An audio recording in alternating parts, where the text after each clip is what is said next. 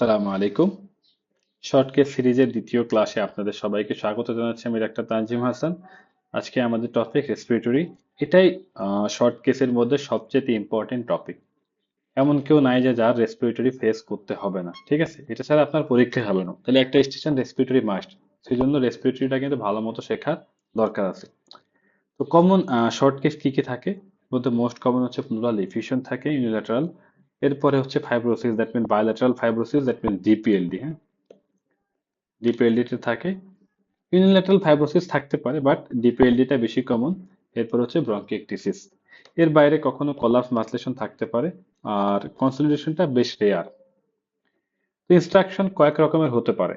আপনি ইনস্ট্রাকশনটা ভালো মতো শুনবেন কি বলতেছে, ঠিক আছে, তারপরে প্রসিড করেন, তাড়াহুড়া করার দরকার নেই। তো বলতে পারে examine the chest from front, examine the chest from back. Chest from ব্যাকটাই বেশি দেওয়া হয়। Percuss and auscultate the chest from back, এরকম ভাবে বলতে পারে। অথবা আবার বলতে পারে percuss or auscultate the chest from back and do relevant, যেটাই দিক ভালো মতো শুনে তারপরে প্রসিড করবেন। এখন এক্সামিনেশন প্রসিডিউর ফ্রন্ট থেকে দিলে কিভাবে করবেন? তো ফ্রন্ট থেকে দিলে প্রথমে হচ্ছে পেশেন্টের পজিশনটা, এটা হচ্ছে supine position.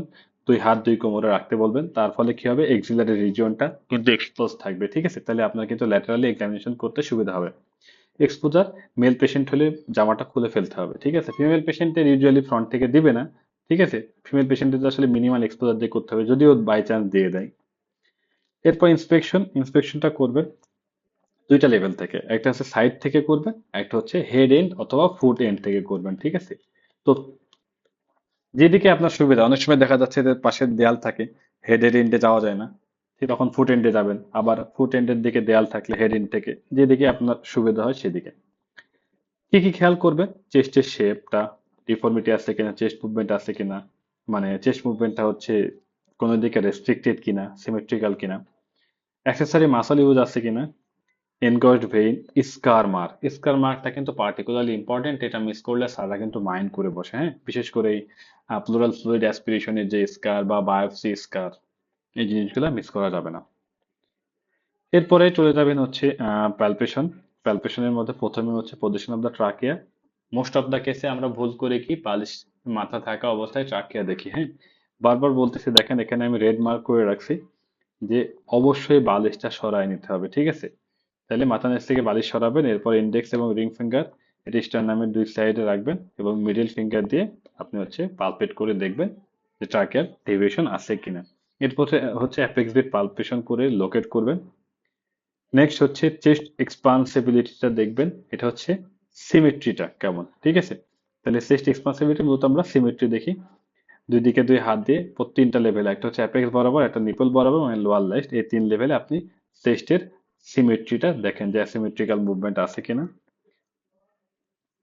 Total chest এক্সপেন্সিবিলিটি usually করা হয় না, ঠিক আছে? তবে যদি কখনো স্যার বলে এটা কিভাবে করবেন, পেশেন্টকে অবশ্যই বসায় নেবেন। শুয়ায় করা হয় না, পেশেন্ট বসানো অবস্থায় করতে হয়। এরপরে দেখবেন হচ্ছে ভোকাল ফ্রেমিটাস। তাহলে ভোকাল ফ্রেমিটাসে দেখার জন্য কি, এটা হচ্ছে হ্যান্ডের আলনা সাইডের যে বর্ডার, সেই বর্ডার দিয়ে ফিল করতে হয়। অ্যাপেক্সে দেখতে হয় second intercostal space, fourth intercostal space, এগুলো হচ্ছে মিড ক্ল্যাভিকুলার লাইন বরাবর, এবং fourth and six intercostal space, এটা হচ্ছে মিড অ্যাক্সিলারি লাইন বরাবর। অনেকে six intercostal space along the mid clavicular লাইনও দেখে, ঠিক আছে? বাট সিক্স ইন্টারকোস্টাল স্পেস এখানে আসলে অনেক রাইট সাইডে কিন্তু লিভারই চলে আসে এদিকে।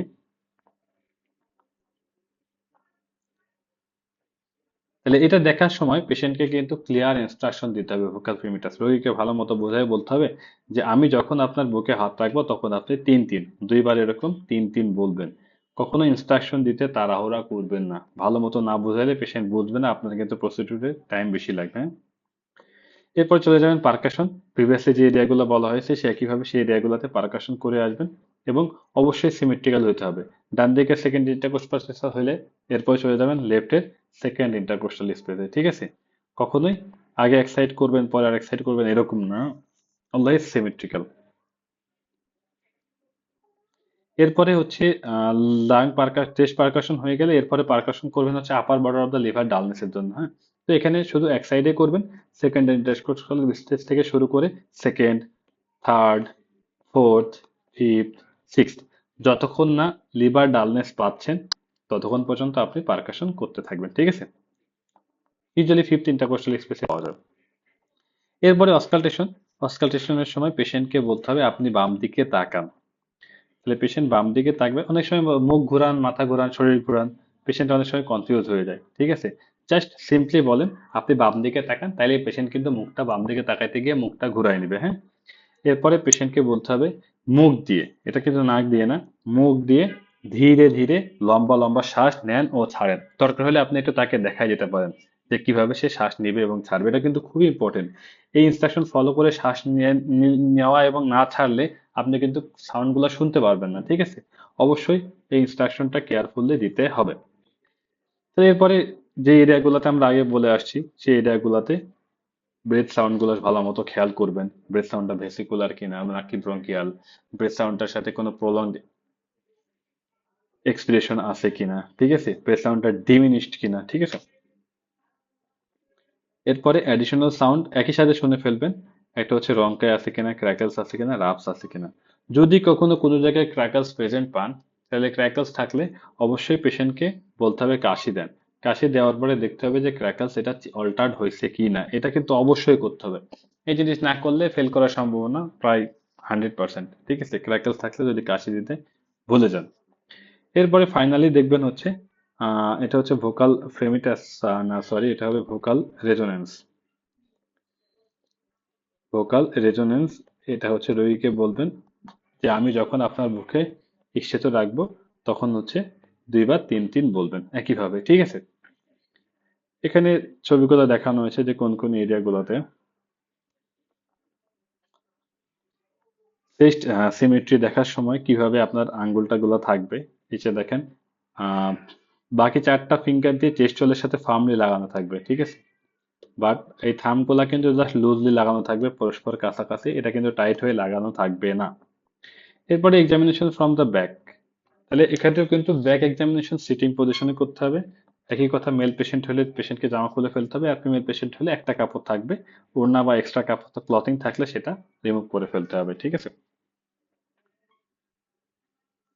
তো সবগুলা ক্ষেত্রে প্রযোজ্য ফিমেল পেশেন্ট থাকলে অবশ্যই একটা ফিমেল অ্যাটেন্ডেন্ট চাইতে হবে সবাইকে, ঠিক আছে? মেল, বিশেষ করে মেলদের ক্ষেত্রে, ফিমেলদের জন্য জরুরি না, বাট মেলদের ক্ষেত্রে অবশ্যই একটা ফিমেল অ্যাটেন্ডেন্ট চাইতে হবে, হ্যাঁ? এটা ভুল করা যাবে না।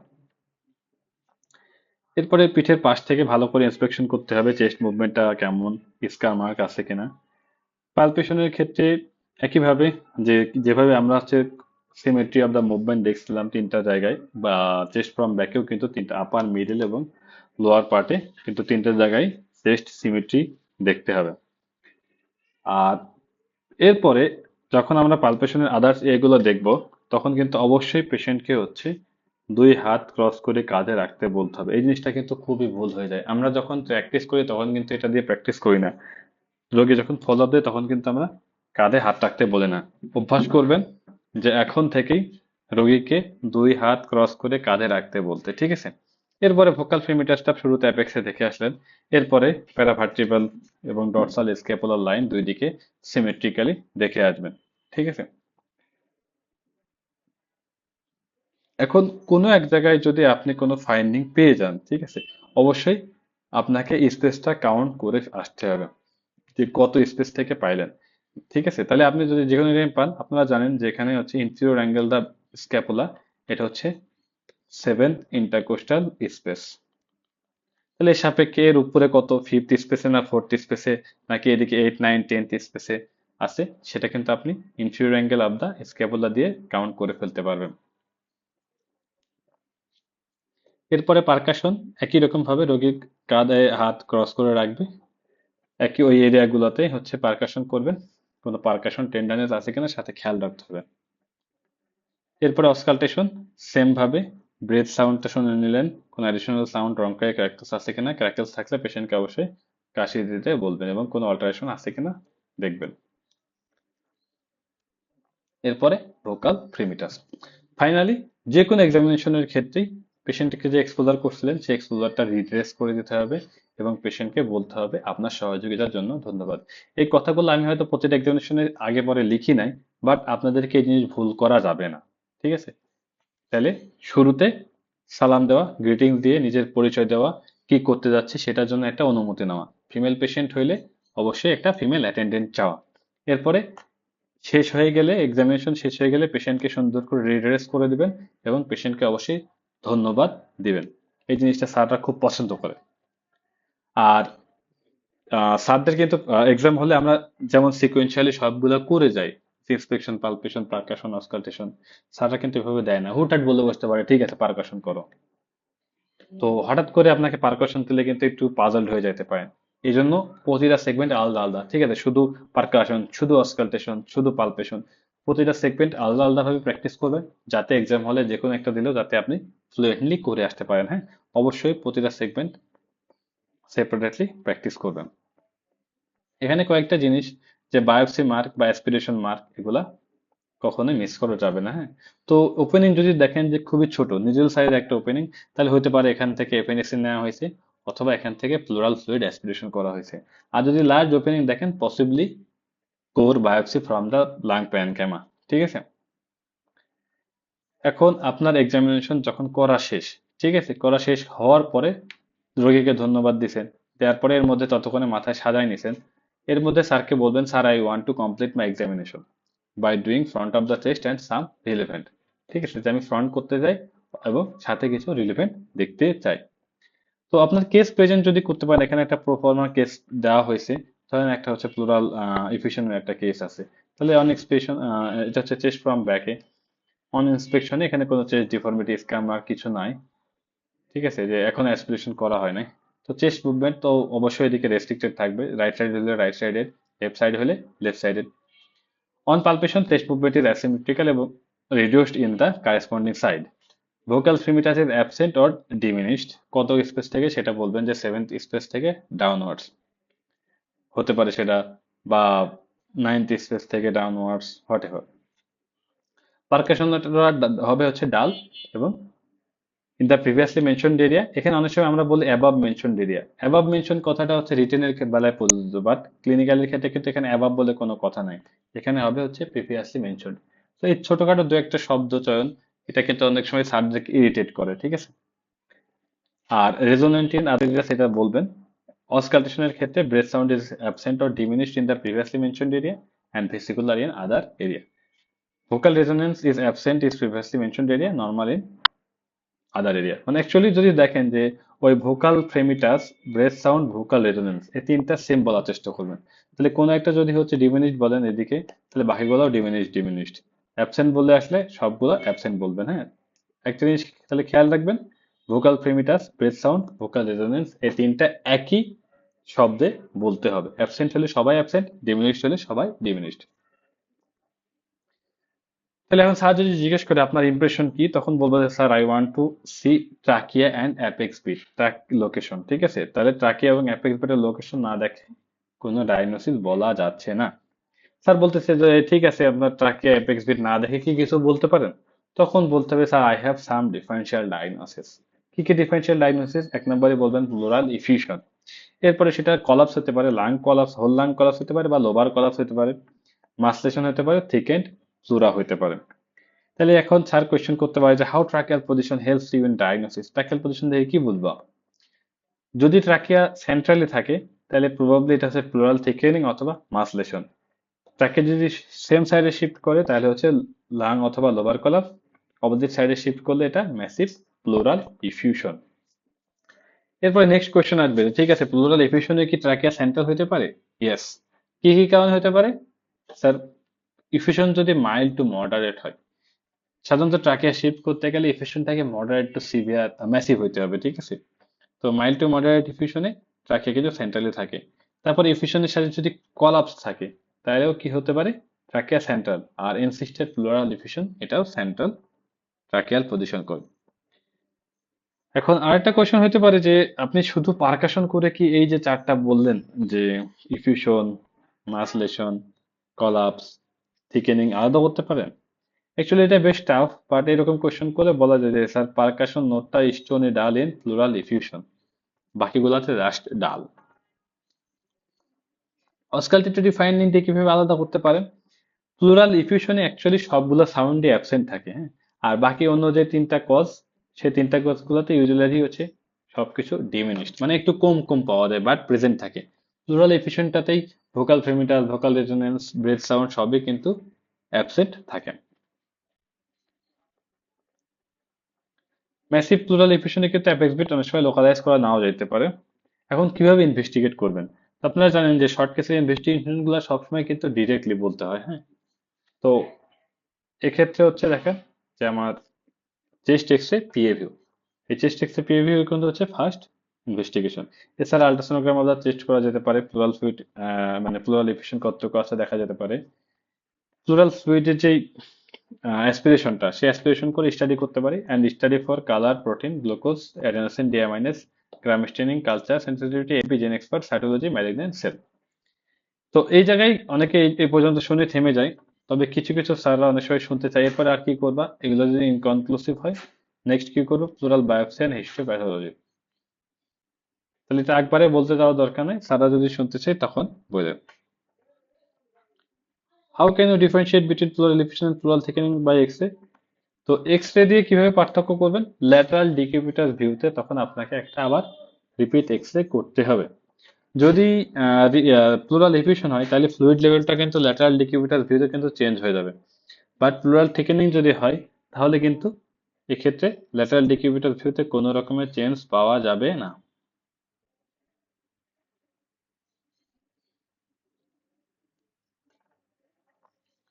অনেক সময় ইনভেস্টিগেশনের ক্ষেত্রে আমরা বলে বসি যে অ্যাসপিরেশন, তো নিডলিং দেওয়া, নিডল দিয়ে অ্যাসপিরেট করে, এটা কিন্তু কোনো ইনভেস্টিগেশন না, হ্যাঁ।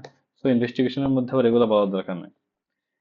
এটা হচ্ছে কি একটা বেড সাইড প্রসিডিউর, তখন স্যাররা বলতে পারে যে আচ্ছা তুমি বেড সাইডে কোনো প্রসিডিউর করে বা কিছু করে বুঝতে পারবা যে এটা ইফিশিয়েন্ট না অন্য কিছু।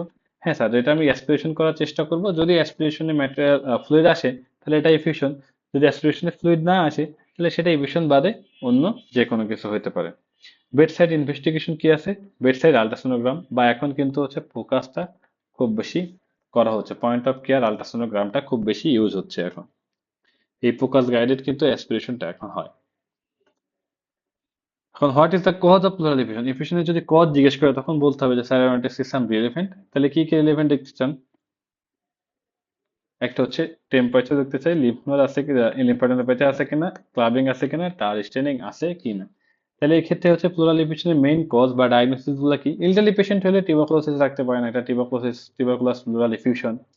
ব্রঙ্কিয়াল কার্সিনোমা, এটা ডায়াগনোসিস হতে পারে। আর প্যারানিউমোনিক এফিউশন, ইয়াং পেশেন্ট হলে প্যারানিউমোনিক ইফিউশন 1 নম্বর এবং টিউবারকুলাস ইফিউশন হচ্ছে 2 নম্বরে থাকবে। এখানে টিউবারকুলাস প্লুরাল ইফিউশনের একটা ক্রাইটেরিয়া দেওয়া আছে, ক্যারেক্টারিস্টিক দেওয়া আছে, এটা স্ট্রক কালার্ড, গ্লুকোজ লেভেল হচ্ছে অনেক লো থাকে, প্রোটিনটা হাই থাকে, এক্সুডেটিভ টাইপ যেহেতু, অ্যাডেনোসিন ডিআমাইনেস রেশ থাকে এবং lymphocytosis. Isolation of mycobacterium tuberculosis organism, এটা আর প্লুরাল ফ্লুইডে মাত্র হচ্ছে 20%, বাট বায়োপসিতে কিন্তু 80% ক্ষেত্রে আইসোলেট করা যায়। তাহলে টিউবারকুলাস ইনফেকশনের ক্ষেত্রে প্লুরাল ফ্লুইড অ্যাসপিরেশনের চাইতে প্লুরাল বায়োপসিতে ইল্ডটা অনেক বেশি। তো এখানে একটা দেখেন যে ফ্রন্ট থেকে এক্সামিনেশন দিলে সাধারণত কালার ফাইবোসিস দেয়, আর ব্যাক থেকে দিলে এফিউশন, ডিপিএলডি, ব্রঙ্কিওক্টেসিস। তো মোস্ট অফ দ্য কেসে ফ্রম ব্যাকেই দিবে, ঠিক আছে। এটা একটু ভালো মতো খেয়াল রাখবেন। ফাইব্রোসিসের কিছু কিছু ফিচার দেখেন, এটা হচ্ছে শোল্ডার ড্রপিং থাকে, ট্রাকিয়া সেম সাইডে শিফট করে, পারকাশন নোটটা ডাল হয়, ব্রেথ সাউন্ডটা ব্রঙ্কিয়াল হয়। এছাড়া ফাইন ক্রিপিটেশন থাকে। Most common cause of fibrosis হচ্ছে আমাদের দেশে টিউবারকুলোসিস, এবং টিউবারকুলোসিস ক্ষেত্রে অ্যাপিক্যাল ফাইব্রোসিস করে। ডিপিএলডি তে ফাইন্ডিং কি কি থাকে? বায়োল্যাটারাল বেজাল ইনডিসপিউটেড ক্র্যাকলস, এটা নট অল্টার্ড বাই কাফিং। আর ইউজুয়ালি ডিপিএলডি পেশেন্টটা কিন্তু টক্সিক থাকে না, non toxic. Clubbing only present in IPF, ঠিক আছে। তাহলে যত রকমের ডিপিএলডি আছে তার মধ্যে শুধুমাত্র আইপিএফ এই হচ্ছে, এবং আইপিএফ এছাড়া অ্যাসবেস্টস এই জাতীয় কয়েকটা কারণে হচ্ছে ক্লাবিং থাকতে পারে। আর এ সিস্টেমিক স্ক্লেরোসিস থেকে যে ডিপিএলডি হয় সেগুলোতে ক্লাবিং থাকে না। পলিসাইথেমিয়া সাইনোসিস কমন দেন ব্রঙ্কিয়েকটেসিস। তাহলে ডিপিএলডি পেশেন্টের পলিসাইথেমিয়া বা সাইনোসিস এগুলো বেশি হয়। Bilateral basal indisputable crackles are not altered by cuffing, একটাই ডায়াগনোসিস, সেটা হচ্ছে এলডি। তো স্যাররা যদি আরো শুনতে চায় তখন হচ্ছে বলতে পারেন যে acute pulmonary oedema post COVID fibrosis, but আগ বাড়ায় বলতে যাওয়ার দরকার নাই। What are the relevant you want to see, এখানে কি কি রিলেভেন্ট দেখবেন? ক্লাবিং দেখবেন, সাইনোসিস, হ্যান্ড দেখবেন আরএ বা হচ্ছে সিস্টেমিক স্ক্লেরোসিসের হ্যান্ড কিনা, প্রিকোডিয়াম দেখবেন এটা হচ্ছে পালমোনারি হাইপারটেনশন ডেভেলপ করছে কিনা। তাহলে কি কি দেখতে হবে? লেফট প্রেস্টেরাল হিপ, পালপেবল পি2, লাউড পি2, এগুলো হচ্ছে features of pulmonary hypertension. Sir অনেক সময় বলতে পারে যে রোগীকে কি কোয়েশ্চেন করবেন আপনি, তখন রোগীকে কয়েকটা কোয়েশ্চেন করতে হয় যে পেশেন্টের জয়েন্ট পেইন আছে কি না, পেশেন্টের হচ্ছে স্কিনে কালার চেঞ্জ হয় কিনা, রেনল্ডস ফিনোমেনন আছে কিনা, অকুপেশন কি, এটা হচ্ছে পেশেন্ট কবুতর পালে কিনা বা প্রফেশন হিসেবে তার বার্ড হ্যান্ডেলার কিনা, ড্রাগ হিস্ট্রির মধ্যে অ্যামিডারন করতে পারে, মেথোট্রেক্সেট করতে পারে, লং টার্ম এই ওষুধগুলো খাচ্ছে কিনা, স্মোকিং এর সাথে ইডিওপ্যাথিক পালমোনারি ফাইব্রোসিস একটা রিলেশন আছে, পেট এক্সপোজার এটা এক্সটেন্সিভ অ্যালার্জিক অ্যালভুলাইটিস করে, আর হচ্ছে ফিভার আছে কিনা। ঠিক আছে, তাহলে এই জিনিসগুলো হচ্ছে, এই কোশ্চেনগুলো আমরা পেশেন্টদেরকে করব। এরপরে দেখেন ব্রঙ্কিকটিসিস, ব্রঙ্কিকটিসিসে কি হয়, এটা হচ্ছে কোর্স ক্র্যাকলস এবং বাইফেজিক। ডিপিএলডি তে কিন্তু কোর্স ক্র্যাকলস ছিল হচ্ছে ফাইন ফাইন ক্র্যাকলস, আর এখানে হচ্ছে কোর্স ক্র্যাকলস, আর এটা হচ্ছে ফাইন ইন ইনস্পিরেটরি, এটা হচ্ছে বাইফেজিক। এক্সপ্রেশন ইন্সপিরেশন দুই সময় পাওয়া যায়। ব্রঙ্কিটিসিসের পেশেন্ট ইউজুয়ালি টক্সিক থাকে, বাট ক্লাবিং এবং সাইনোসিস এগুলা কিন্তু হচ্ছে কম হয় দেন ডিপিএলডি।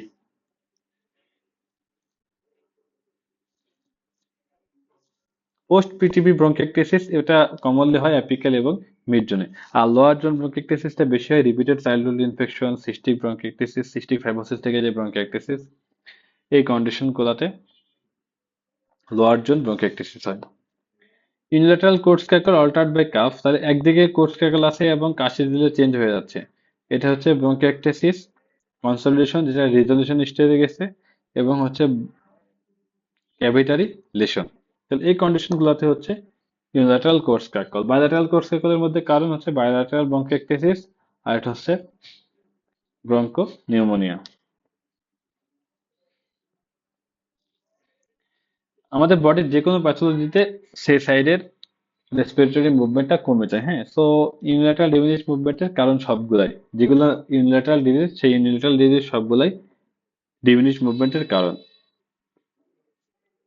হুইচ, আচ্ছা এখানে হুইচ কি জিনিস, এটা হচ্ছে musical whistling sound due to narrowed small airway commonly expiratory. তাহলে এটা হচ্ছে এক ধরনের musical sound. Polyphonic wheeze, multiple bronchi narrow হয়ে যেই সাউন্ডটা হয় সেটা হচ্ছে পলিফোনিক হুইচ। এটা কোথায় পাওয়া যায়? Asthma, COPD, bronchitis. আর মনোফিজিক হুইজ এটা হচ্ছে লোকালাইজড কোনো ব্রঙ্কিয়াল অবস্ট্রাকশন থাকলে ন্যারিং হয়ে তখন হচ্ছে লোকালাইজড মনোফোজিক হুইজ হয়, এটা ব্রঙ্কিয়াল কার্সিনোমা একটা কারণ। এরপর আসেন ক্র্যাকলস। ক্র্যাকলস এটা হচ্ছে নন মিউজিক্যাল সাউন্ড, এটা ভেরি ব্রিফ পিরিয়ড, যে কোনো ফেজ হতে পারে। ফাইন ইনস্পিরেটরি ক্র্যাকলস হতে পারে সেটা, অথবা বাইফেজিক এক্সপিরেটরি ইন্সপিরেটরি ক্র্যাকল সেটা হতে পারে।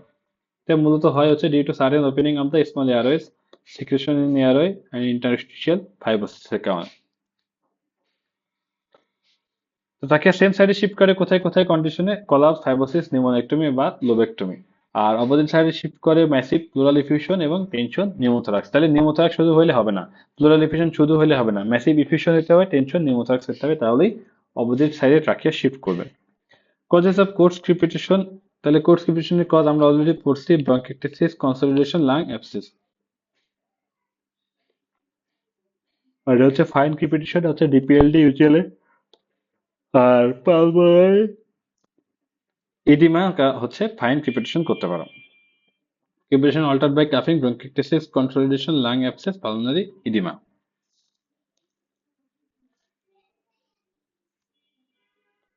বেসিকুলার পোলার এক্সপ্রেশন পাওয়া যায় সিওপিডি অ্যাজমাতে, এর মধ্যে হচ্ছে সিওপিডিতে ডিমিনিশড বেসিকুলার ব্রেথ সাউন্ড পাওয়া যায়।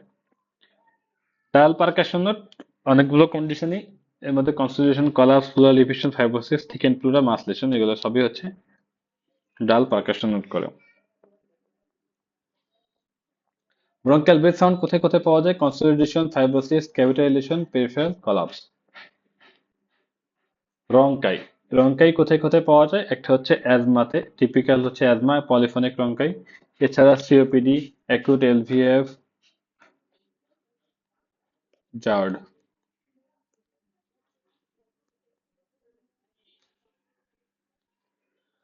তো এটা ছিল আমাদের রেসপিরেটরি সিস্টেম। কারো কোনো প্রশ্ন বা কোয়ারি থাকলে আপনারা জানাতে পারেন। সবার জন্য শুভকামনা রইল। আসসালামু আলাইকুম রহমতুল্লাহ।